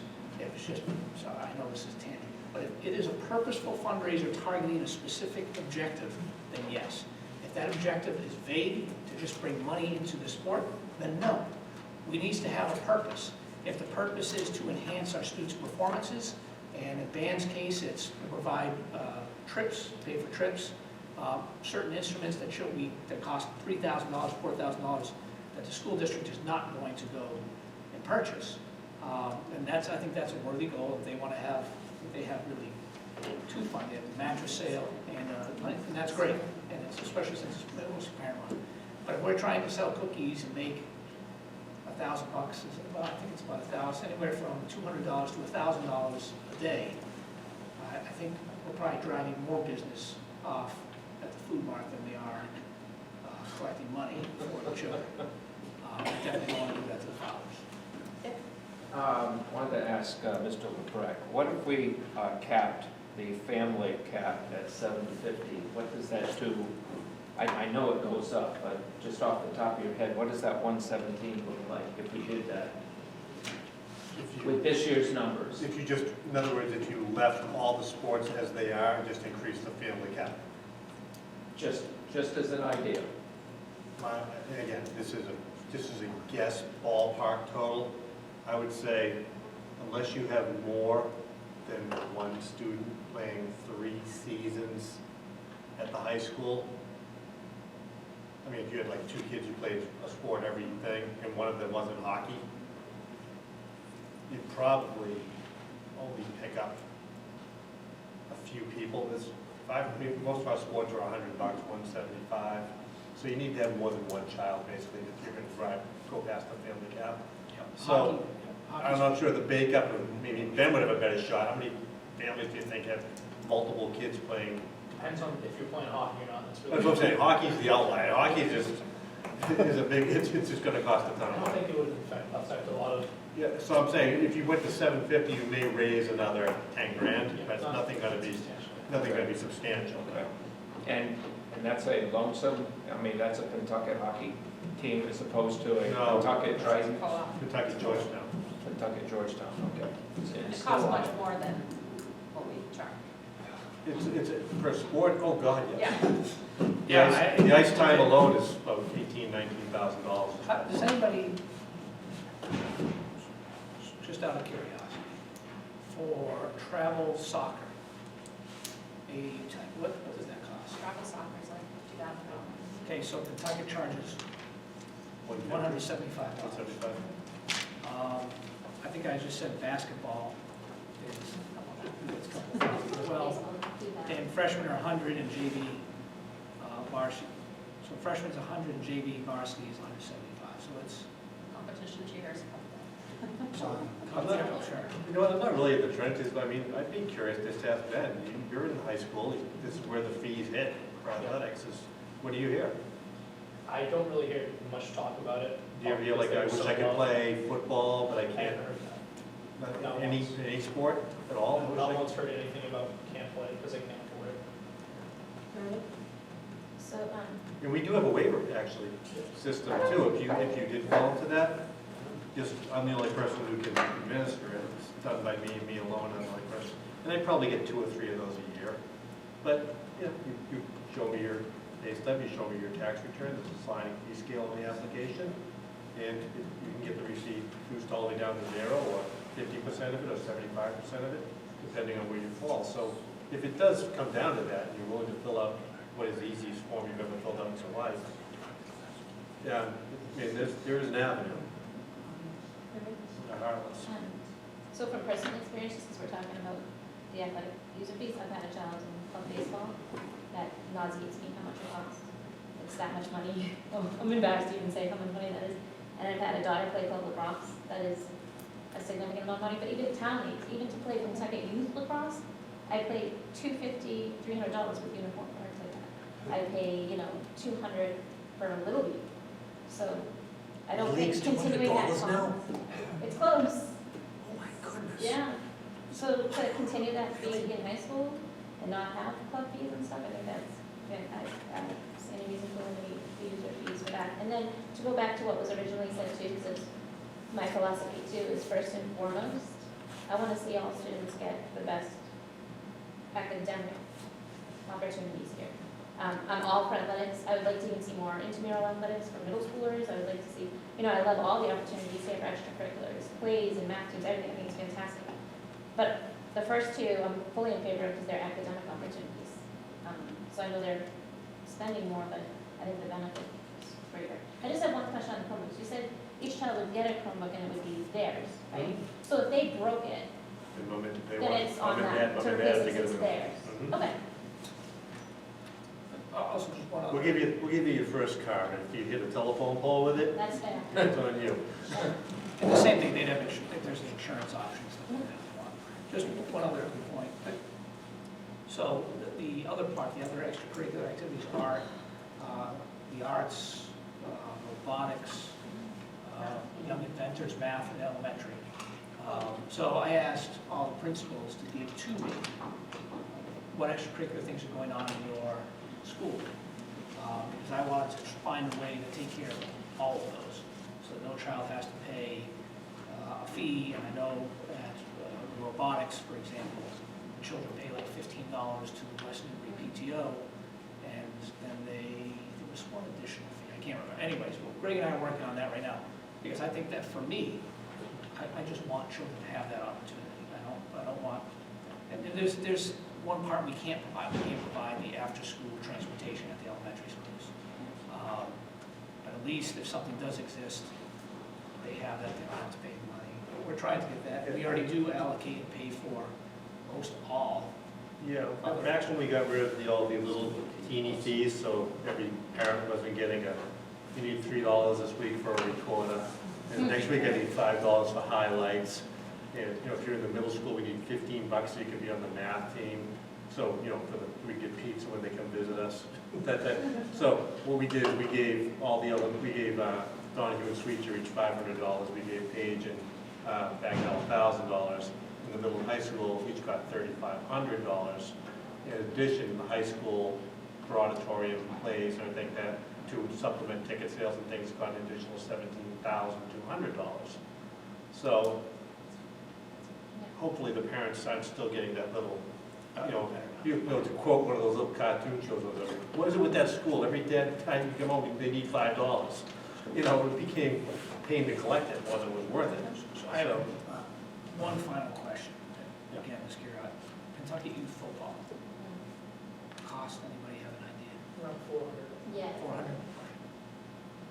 We're at 200, okay. I think with all that I ample think it's the same.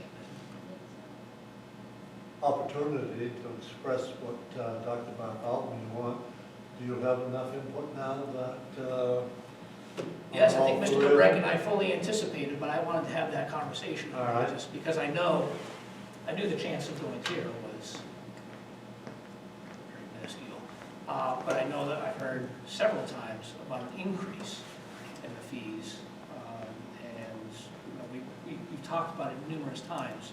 So I'm glad we had it on here so we could have that conversation. And that could be brought back in the future anyways, if Yeah, that's it. somebody thought that those athletic fees should be increased for any reason. It's not etched in gold on all three of them. You have what you need Yep, we now. got it. Yeah, I think from what I'm hearing from the flow of the committee is they like 1 and 2, and at best we leave 3 alone for now. If I'm wrong, I'll go on that assumption as I go forward, so when I hand you the budget book, those assumptions will be in there. It'll be listed obviously in the narrative as well for discussion purposes again, but at least I know what I'm doing. If you have members of the public who are curious, We don't. there are 290 school districts who offer free full-day kindergarten to all of their students. In Massachusetts, there are only 38 districts in the state of Massachusetts that charge for full-day kindergarten. There's one community that does not offer full-day kindergarten. And the average tuition of those 38 districts is $3,400. $3,454. And, 38. and also, But we're not the highest. No. There is one that charges.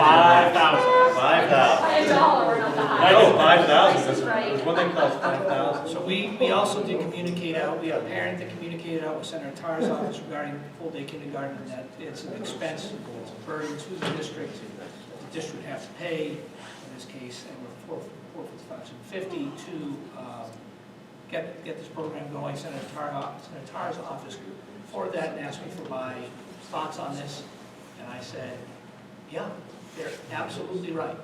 In addition to all the other expenses we have going on that are unexpected in special education, we're now, in order to do what we think is in the best interest of students, provide them equal access, are in the position where we have to front all of this money because the program no longer exists to get the funding. I had heard crickets back, because the reality is they're not going to bring the program just back for Pentucket. Well, and basically only 38 other places who don't have. That's right. And of those 38 districts, the vast majority of them are fairly, no, they're all in eastern Massachusetts. Oh, really? All of them. And most are fairly affluent communities, if not very affluent. So in a typical Pentucket format, in what I believe stating that the state will never help us out in anything we really want to do, we've taken the long-range approach and saved little by little by little until we can basically say, we don't need you, we're just going and doing it on our own. Okay. So I think we're all set. Thank you. Next item on the agenda is policies. So we have a few that are into the program. The first one is IGE, Learning Support Service Programs. This is the second reading. The first reading was on November 19th. There was confusion with the point of contact listed in the policy. Corrections have been made and noted, and the policy subcommittee is resubmitting for approval. Can I have a motion? Motion to approve IGB Learning Support Service Programs. Second. Any discussion? That's seeing any, all in favor? Thank you. The next policy is IHAMB, teaching about alcohol, tobacco, and drugs. This is for the first reading for review and approval. Motion to approve. Second. Any discussion? Not seeing, Chris? So just wondering, I'm sure that this is because it was older, but why we're not including vaping within this topic?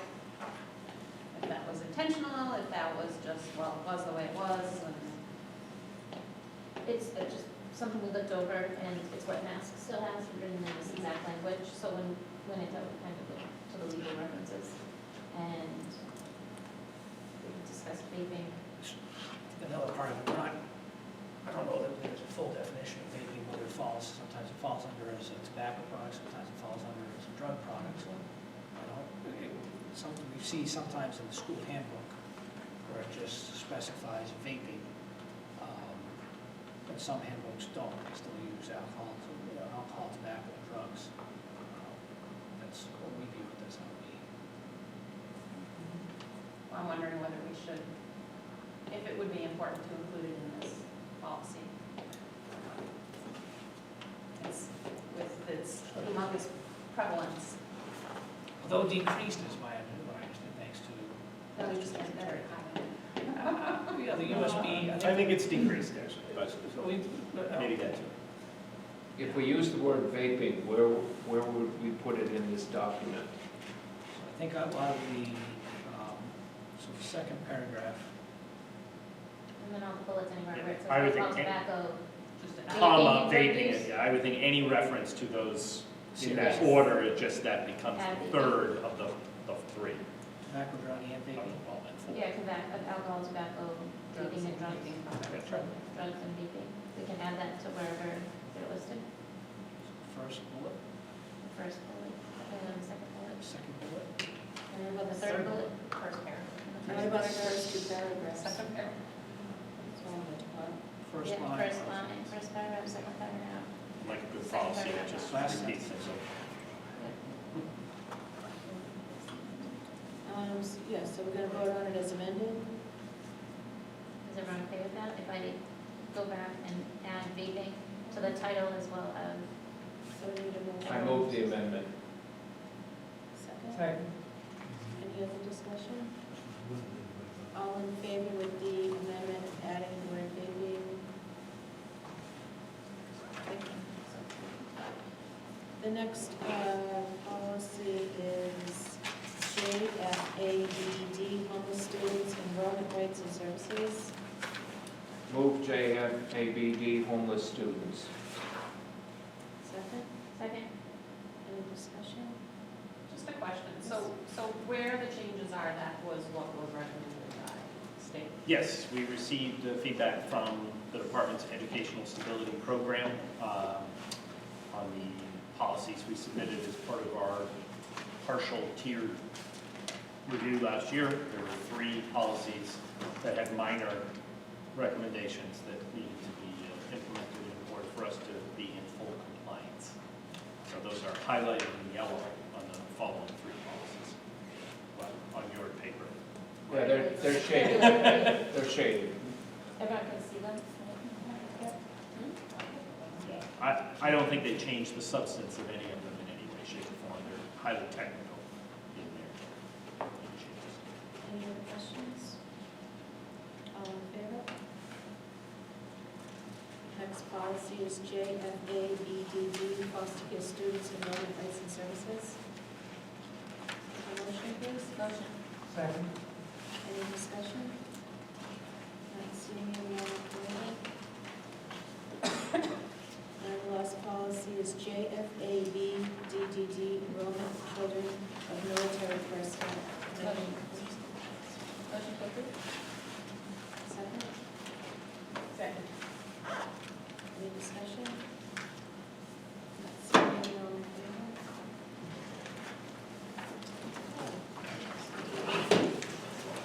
Just as a point of interest, so you all know, this will be the last meeting of 2019. So thank you first for a great 2019. Wish everybody a happy holiday season, but like to thank Ms. Naffa. She has gone through and created a hard copy of every single one of our policies, so you're not searching electronically for where is it? And if you go into the office and you ask to see that, you'll see a binder. Mr. Hodges, you in particular may want to see this, since I know you started the process. But anything that's green is a policy that we've changed changed and adopted in 2019. So when we feel like we haven't gotten much accomplished, or we struggle with, you need to go look at that folder. I believe we're starting with what color for 2020? Blue for 2020. So this entire, so the colors, when you look at it, white is the original that we're working with, green is going to be 2019, blue is 2012, a nice color-coded policy, but it was a lot of work for Ms. Naffa because we had to go back and search and found a teacher that actually used to house 2013 all and of the policies. 2011. So we had to go through every single policy, and she was able to track it down. So thank you, Ms. Naffa. She's awesome. Okay, so I need a motion, is there public comment? So moved.